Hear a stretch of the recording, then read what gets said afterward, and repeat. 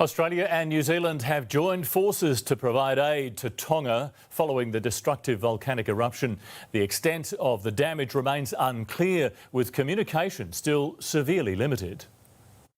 A trickle of images from the ground giving an indication of the damage Tonga has endured, but it's hardly a complete picture. That will come from a Royal Australian Air Force P-8 and a New Zealand P-3 Orion. Both took off today to fly over Tonga to assess the extent of the damage. From my understanding in Nuku'alofa is it's coming back into operation again. Power's being restored to large parts of Nuku'alofa. But of course we know that there are needs such as water and other things. A post from the Ha'atafu Beach Resort suggests the northwest coast of the main island has been severely damaged. The resort itself wiped out, along with the nearby village. The family who owns it managed to escape unharmed. This video was taken the day before the main eruption, a higher than usual tide, but no indication of what was to come. HMAS Adelaide is now set to leave Sydney for Brisbane to stock up on supplies before heading to Tonga. To ensure that we are providing all the support that Australia possibly can, working closely with our Pacific partners to ensure that we support the people of Tonga. New Zealand will also send a C-130 with critical supplies to be followed by its Navy. The Navy are able to deploy very, very quickly. The question is making sure that they have on board all that will be required to meet the immediate needs of those in Tonga. But working out what those needs are, hampered by extremely limited communication, at the moment only by satellite. Tonga's communication link to the world is by an 872-kilometre long undersea fibre optic cable. It connects with Suva in Fiji, but that cable now appears to have been cut 37 kilometres off the Tongan coast.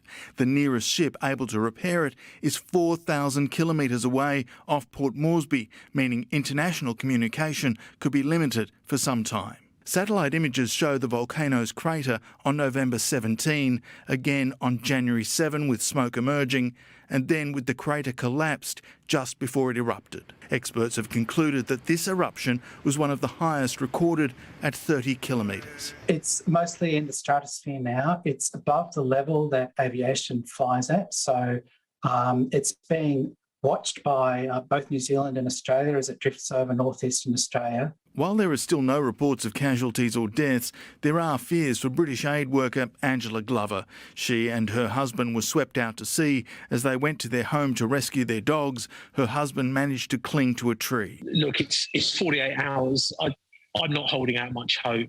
We just adored her. Lovely girl. Eddie Meyer, 9 News.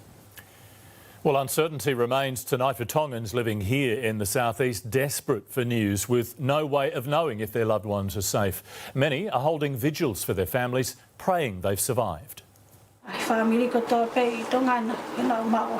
pain is raw.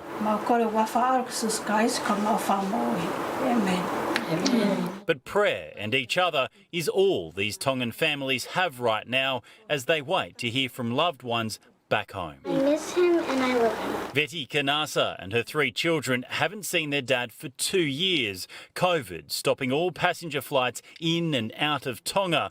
The last time they spoke to him, Saturday afternoon. An hour later, the tsunami hit. And tried to call, just no answer. It's very hard for me. We can't travel to the island to see our family.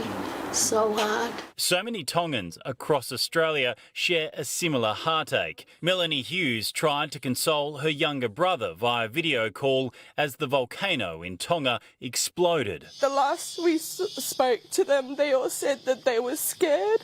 We have no idea if our home is okay and if they have somewhere to sleep and food. Food and water will be critical for Tongans to survive the coming days and weeks as ash and acid rain continues to fall on Tonga, affecting drinking supplies and crops. But longer term, the country will need money to help rebuild.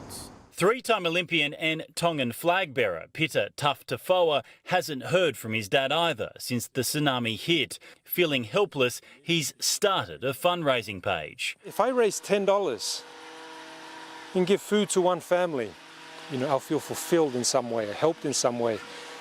If the damage is really bad and we raise $1 million, I can rebuild the school. He's already raised over $200,000. I'm flattered by the response. The word that we've had from the National Emergency Organisation, NEMO, in the past was send money. Keep the economy in Tonga going, that the supplies are usually available in Tonga. Shannon Marshall, McCormack, 9 News.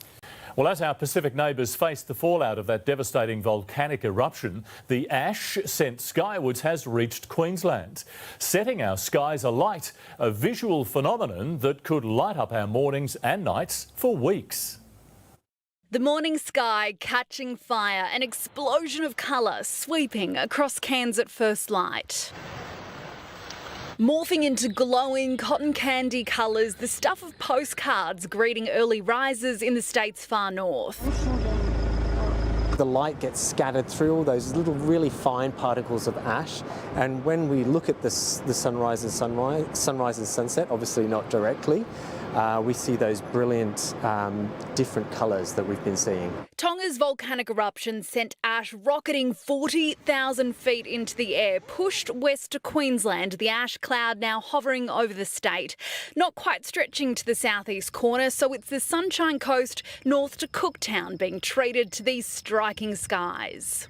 In fact, anywhere across Western Queensland, I think by the end of the day, there will be some ash very high in the sky over those areas, so potentially quite a good sunset across most of the state. Queenslanders can breathe a sigh of relief. The ash is so far above us that it's not expected to impact air quality or the weather, making it easier to sit back and enjoy the stunning views, a visual spectacular that could make another showing for those that slept through it this morning. So it's possible we could actually see some effects in the sunrises and sunsets over the next few weeks as that ash cloud gradually dissipates and circles the globe.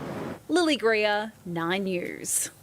They are spectacular. Let's go live to Chloe Robertson at Surfers Paradise. Good evening, Chloe. That hazardous surf warning still in place on the coast?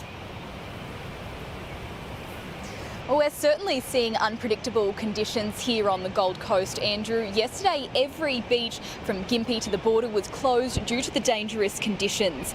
The tsunami warning and effects of ex-tropical cyclone Cody keeping swimmers out of the water. It's a treat for experienced board riders, though, surfing amongst the swell. Today, beaches north of Surfers Paradise remained closed, conditions still too unstable. This afternoon, that swell almost turned deadly. A man in his 20s swimming at an unpatrolled beach had to be rescued by a senior lifeguard who was luckily doing a planned patrol. The dangerous swell is expected to ease by tomorrow before picking up again later in the week, not because of the volcanic eruption, but due to the ongoing impacts of ex-tropical cyclone Cody. Andrew? Thanks, Chloe.